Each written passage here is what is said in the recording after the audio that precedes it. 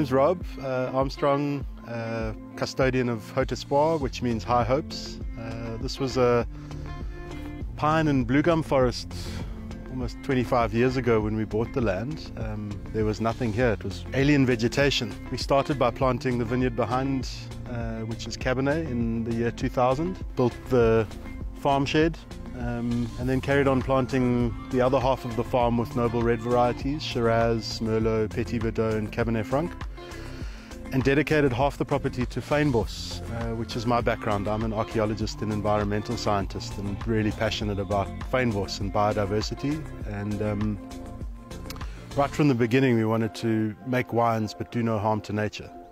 So having half the farm dedicated to biodiversity was important to us, because biodiversity allows one to recover from natural disaster faster. The more species you have on your property, the better it is. It's more healthy. How to do that with farming was an interesting journey for the first 6 years. We farmed commercially. I used poisons, we used chemicals and commercially made fertilizers, but after 6 years of doing that, the farm was suffering and we wanted to see change. So we completely transformed our farming practices into biodynamics, and we don't use any poisons or chemicals or fertilizers anymore on this land, and farm with nature. So it's been commercially suicidal.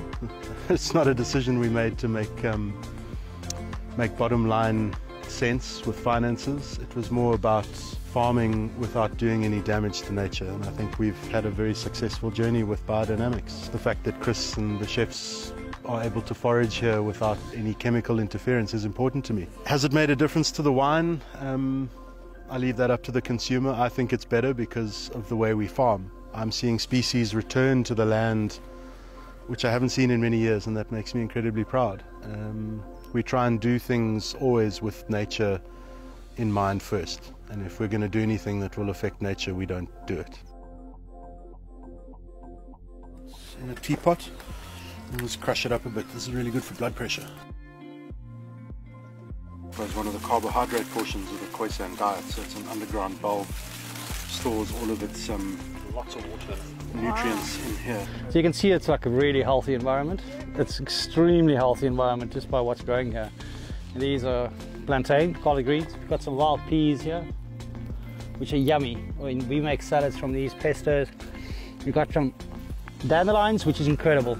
We've forgotten about this. If you go into the health shops, you buy these dandelion and milk thistle tablets for a hangover. Great for liver regenerating, and it's a great hangover cure. If you're used to bitter, most people are not used to bitter anymore because we're used to sugar, but bitter is healthy. Yeah, lots of edibles. We have clover, white clover. See, we can already make a salad. Super nice. White sage and pepu. So they use this, burn this for evil spirits, a death in the house, anything to cleanse the air. You burn this, it's pretty cool. This is also nice. We use this in the barbecue a lot. Snake bush, slangbos. So snakes like to shed their skins in this, the old skins. So they curl up and sleep under it because it's quite hardy. But it's a very calm-free, beautiful, minty, calm-free smell. Love that stuff. So when we burn it in the barbecue, when we smoke our meats, it also comes through quite nicely. So there's not just food to things. It's medicine, it's religion, it's cultural. There's a lot of stuff that we've forgotten about. It grows all around, and especially on a place like Rob's farm where nature just can be itself. It grows in abundance, it's beautiful.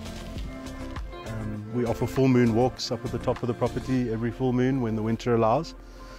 And that's to celebrate what importance the moon has on our cycles. And as a biodynamic farmer, you need to understand what that does.